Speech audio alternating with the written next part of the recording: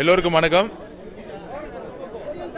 வில்லிவாக்கம் தொகுதி தமிழ்நாடு முழுவதும் அனைத்து மாவட்டங்களிலும் ஆய்வு மேற்கொண்டாலும் வில்லிவாக்கம் தொகுதிங்கிறது என்னுடைய குழந்தைக்கு சமமானது.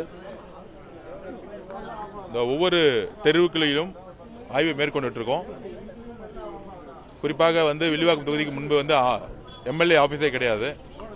இப்போ இடத்த பார்த்து ஆபீஸை கட்டுறதுக்கு பிளான் பண்ணிட்டு இருக்கோம்.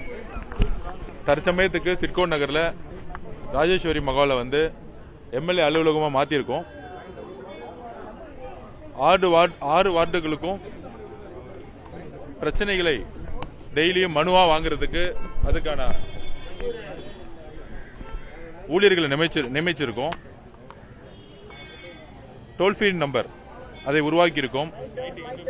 24 மணி நேரமும் வில்லிவாக்கத்தில் இருக்கக்கூடிய மக்கள், முக்கியமாக அடிப்படை பிரச்சனை இருக்கக்கூடிய எலக்ட்ரிசிட்டி பிரச்சனை, வாட்டர் பிரச்சனை, ட்ரைனேஜ் பிரச்சனை, இதையெல்லாம் சொல்றதுக்கு டோல் ஃப்ரீ நம்பரை உருவாக்கியிருக்கோம். ஒவ்வொரு நாளும் சனி இல்லை ஞாயிறு, திங்கட்கிழமையிலிருந்து வெள்ளிக்கிழமை தெரியும் செக்ரட்டேரியட்ல அமைச்சரவை பணிகள் இருக்கும். ஒரு நாள் வெளி மாவட்டங்களுடைய சுற்றுப்பயணம் இருக்கும். ஞாயிறு இல்லை சனிக்கிழமை வில்லிவாக்கம் தொகுதியில் வாரம் ஆய்வு மேற்கொள்வதற்கான இங்கே இருக்கக்கூடிய கவர்மெண்ட்ல இருக்கக்கூடிய அனைத்து டிபார்ட்மெண்ட்ஸ் உடைய ஹெட்ஸ் வந்திருக்காங்க.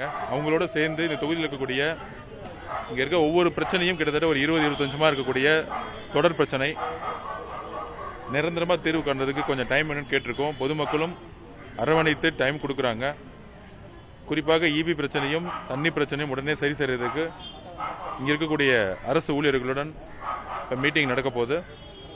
அதனால வில்லிவாக்கத்தில் இருக்கக்கூடிய அனைத்து மக்களுக்கும், என் சகோதர சகோதரிகளுக்கும், முன்னாடி எம்எல்ஏ ஆஃபீஸ் எங்கே எல்லாமே இருந்துச்சு, இப்போ ராஜேஸ்வரி மகாலில் சிட்கோ நகரில் இருக்குங்கிறத பதிவு பண்ணியிருக்கோம்.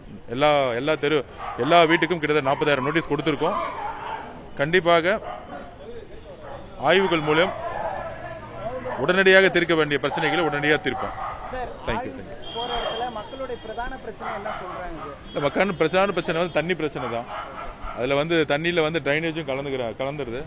அதனால ட்ரைனேஜ் சிஸ்டத்தை டோட்டலாக மாற்றணும். அது ஒரு பெரிய அதுக்குன்னு தனியாக ஒரு பட்ஜெட்டை ஒதுக்கி அதுக்குன்னு தனியாக ஒரு சிஸ்டத்தை கிரியேட் பண்ணோம். ரெண்டாவது, விளையாட்டு மைதானங்கள் கிடையாது. வாக்கிங் பண்ணுறது கூட இங்கே சரியான பொதுமக்கள் வாக்கிங் பண்ணுறது கூட இங்கே சரியான ஒரு கிரவுண்ட்ஸ் கிடையாது. ஸோ விளையாட்டு திடல்கள் உருவாக்குறது, கேமரா கிடையாது. சிசிடிவி கேமரா நிறைய தெருக்களில் கிடையாது.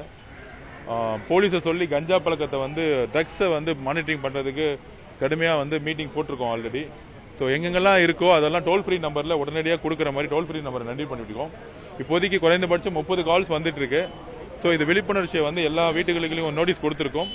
அதிகமான கால்ஸ் வர அந்தந்த டிபார்ட்மெண்ட்டுக்கு இம்மிடியட்டாக அந்த மனுவை அனுப்பிச்சுட்டு இருக்கோம். கூடிய விரைவில் உடனடியாக பிரச்சனைகளை எம்எல்ஏ ஆஃபீஸ்லேருந்து டோல் ஃப்ரீ நம்பர் மூலமா இப்போதைக்கு மனுவை வாங்கி வச்சிருக்கோம். பிரச்சனை கூடிய விரைவில் சரி செய்யறதுக்கான அனைத்து பணிகளும் மேற்கொள்வோம். முதன்மையா இருக்கிற பிரச்சனை ஈபி பிரச்சனை எப்ப நிரந்தர தீர்வு அதுக்கு கிடைக்கும்? இல்ல, விரிவாக்கத்தை பொறுத்த வரைக்கும் சப்ஸ்டேஷன் இப்போ ஸ்டார்ட் ஆக போகுது. அடுத்த மாதம் ஜூலை 15 ஸ்டார்ட் ஆக போகுது.